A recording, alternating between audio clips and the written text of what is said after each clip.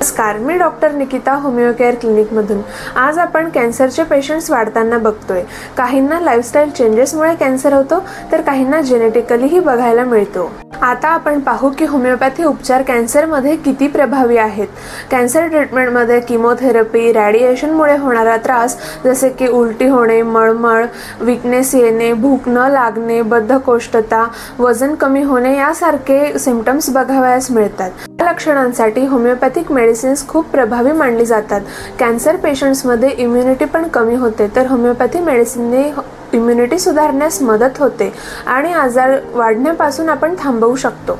कॅन्सरमुळे long term होणारे side effects homeopathic मेडिसिनने कमी होण्यास मदत होते, तसेच फिजिकली आणि मेंटली ओव्हरऑल बॉडी बॅलन्स करण्यात मदत होते। आता आपण काही होमिओपॅथिक रेमेडीज पाहू।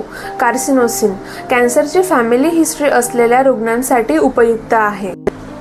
कॅडमियम सल्फ किमोथेरपीमुळे होणारी वॉमिटिंग आणि वीकनेससाठी उपयुक्त आहे। कोलायम मॅक्युलेटम स्वेलिंग किंवा ट्यूमर्ससाठी उपयुक्त आहे।